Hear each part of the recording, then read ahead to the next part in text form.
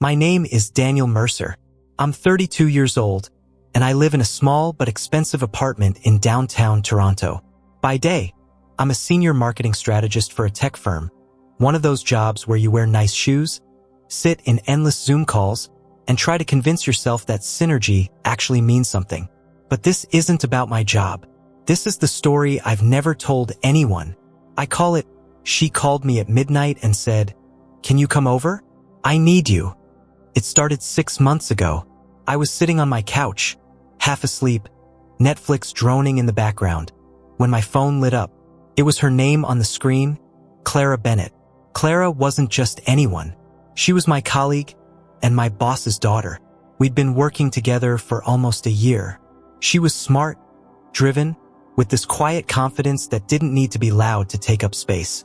The kind of woman who walks into a room and everyone notices, but she doesn't notice them noticing. Our connection had always been subtle, unspoken. A glance that lingered too long in a meeting, a smile over shared coffee, the occasional after-hours brainstorming session that felt less like work and more like something else. But we never crossed that line. Not until that night. The screen glowed in the dark. Incoming call. Clara Bennett. My heart kicked in my chest. Midnight. I hesitated before answering. "Daniel." Her voice was shaky, almost breaking. "Clara? What's wrong?" There was silence for a moment, like she was gathering herself. Then, barely above a whisper, "Can you come over? I need you."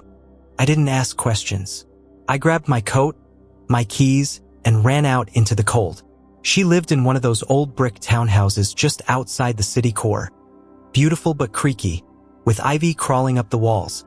I'd been there once before, for a team holiday party, but standing at her door at 12:30 a.m. felt entirely different. She opened the door before I knocked. Her eyes were red, like she'd been crying.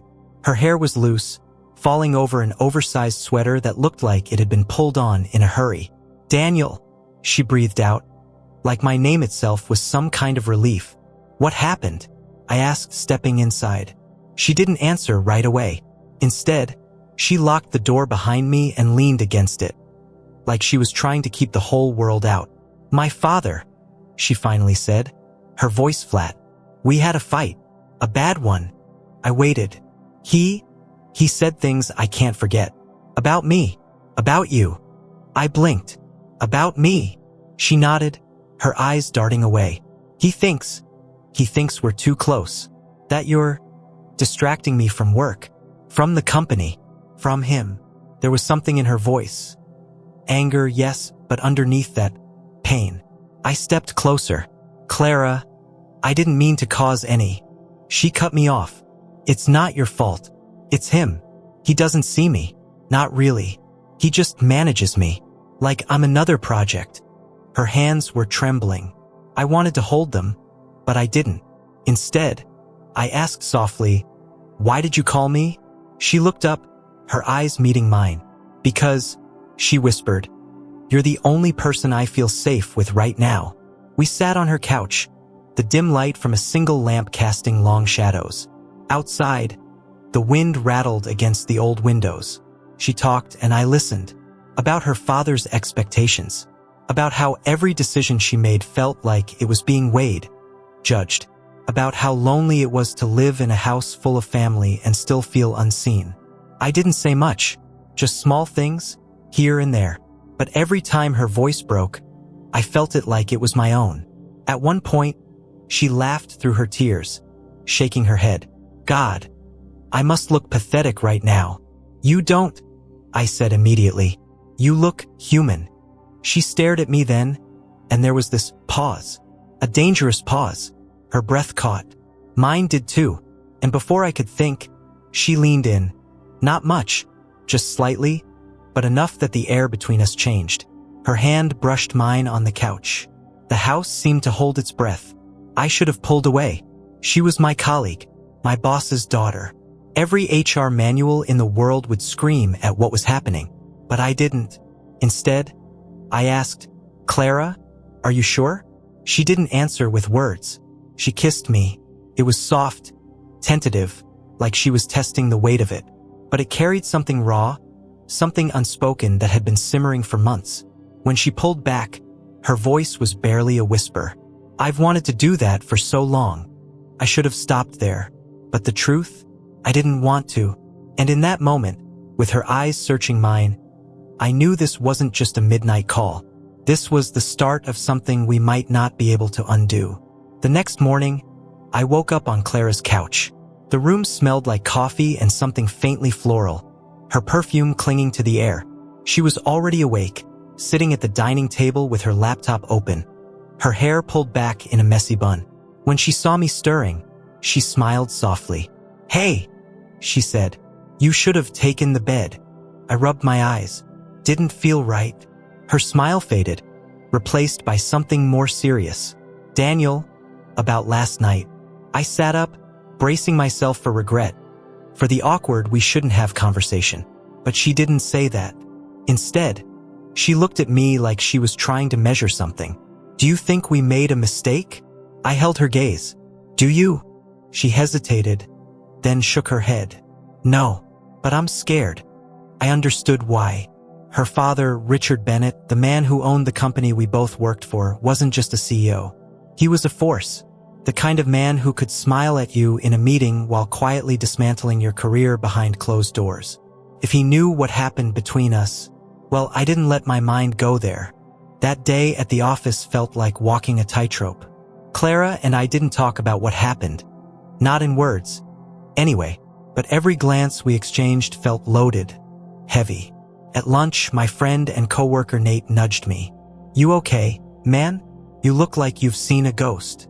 "Didn't sleep much," I muttered, sipping my coffee, which wasn't a lie. Around 3 p.m., I got an email from HR. "Meeting scheduled. Friday, 10 a.m. My stomach dropped. I tried to shake it off, probably just a routine review, but the timing was too sharp, too coincidental.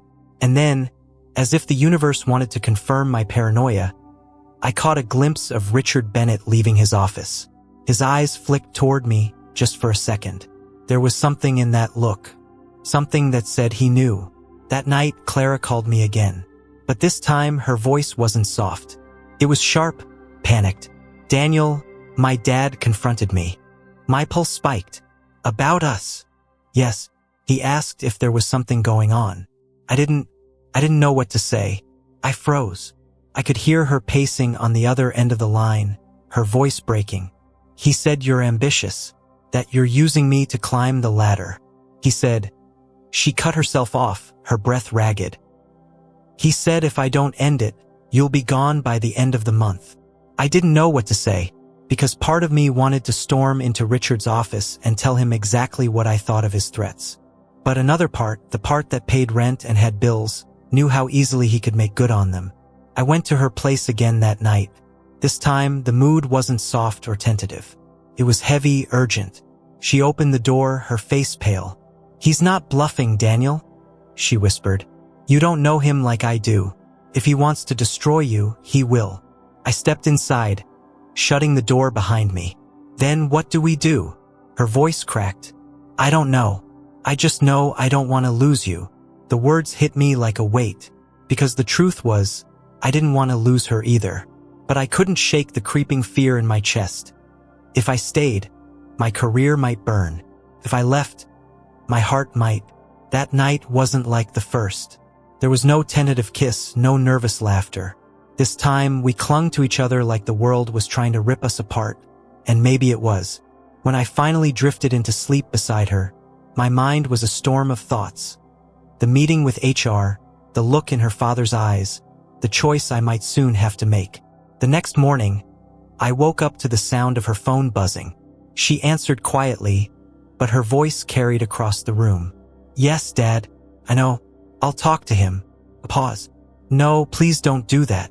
Please." She hung up, her hands shaking. When she turned to me, her face was pale as paper. "He wants to see you," she whispered. "Tonight." That evening felt like walking into the lion's den. I stood outside Richard Bennett's sprawling, modern home. Glass walls, steel edges, the kind of place that screamed power. I'd been here once before for a company dinner, but tonight the house felt colder, more imposing. like it knew why I'd come. The door opened before I could knock. Richard stood there, a glass of scotch in one hand, his eyes sharp, unblinking. "Daniel," he said, his voice smooth but edged. "Come in." I stepped inside, my pulse loud in my ears. He led me into his study.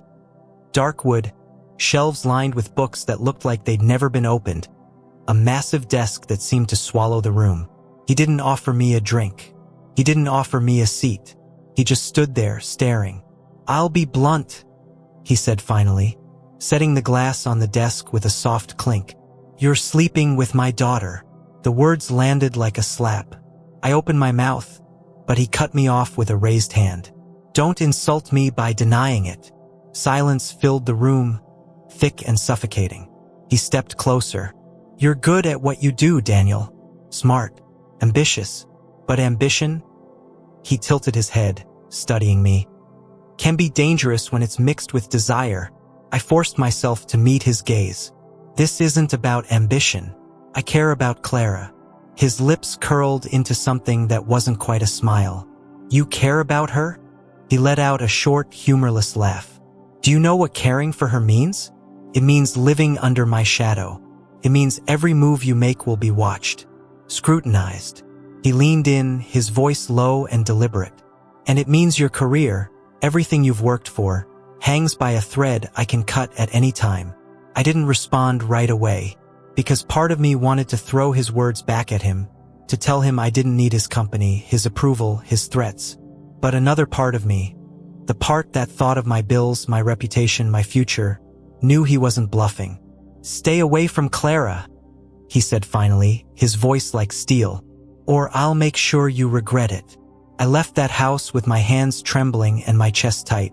Clara was waiting for me in her car, parked down the street. When she saw my face, she knew. "What did he say?" she whispered. Couldn't even find the words. Her hand reached for mine, and for a moment, the world felt quiet again. But then my phone buzzed. I glanced at the screen. It was an email from HR. Subject line: "Urgent meeting moved up to tomorrow." That night, I didn't sleep. I lay awake, staring at the ceiling, thinking about everything. Richard's threat, Clara's face when I told her, the way my career and my heart felt like they were on opposite ends of a breaking bridge. And somewhere in the early hours, a dark thought crept in. What if Clara had called someone else that night? What if I'd never answered? Would things be simpler? Safer? The thought made me sick, but it lingered. The next day at work, the tension was suffocating. The HR meeting was short. Too short. "Daniel," they said, "there are concerns about boundaries, about professionalism." I sat there, listening, nodding, feeling like my life was being discussed by people who didn't know the half of it. When they finished, they handed me a paper, a formal warning, one step short of termination.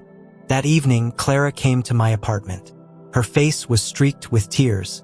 "He's not going to stop, Daniel," she said, her voice breaking. "He told me this morning, if I don't leave you, he'll ruin you. Completely." I pulled her close, feeling her shaking against me. "I don't care," I whispered. "I'd lose a job before I'd lose you." She looked up at me, eyes wide, searching my face.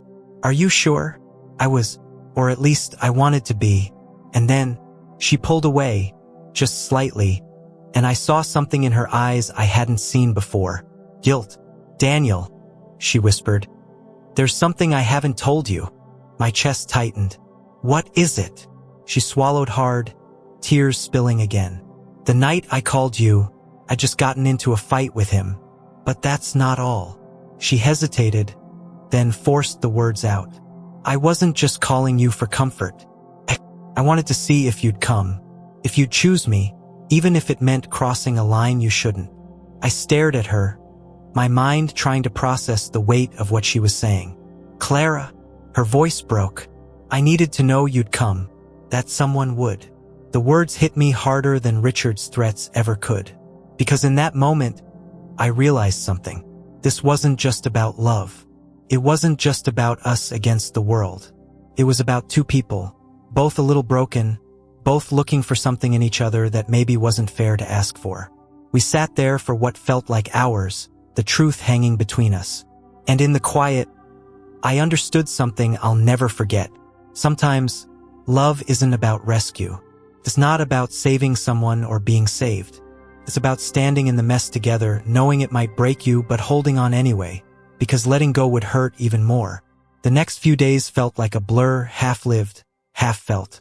I went to work. I sat in meetings. I smiled when I had to. But every time I caught Clara's eye across the office, it was like a silent scream we couldn't answer. By Thursday, Richard made his final move. I was called into his office, no HR rep this time, no polite email. Just a summons. He sat behind his massive desk, calm as ever, a faint smirk on his lips. "Daniel," he said almost kindly, "I think you're a talented young man, but talent can be misplaced." I stayed standing.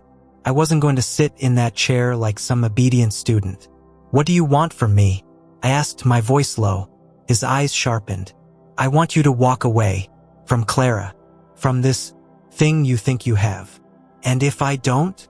The smirk hardened. "Then your career ends here. Not just here, Daniel, everywhere. Do you think I don't have reach? I'll make one call, 2 calls, and doors will close for you one after another." His voice dropped lower, quieter, and that made it worse. "I don't lose."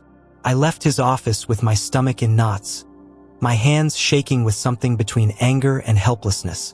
That night, Clara came over. We sat on my kitchen floor. Not the couch, not the bed, the floor. As if the weight of what we were carrying was too heavy for anything else. I told her what her father said. She didn't cry this time. She just sat there, knees pulled to her chest, staring at the tiles like she was memorizing them.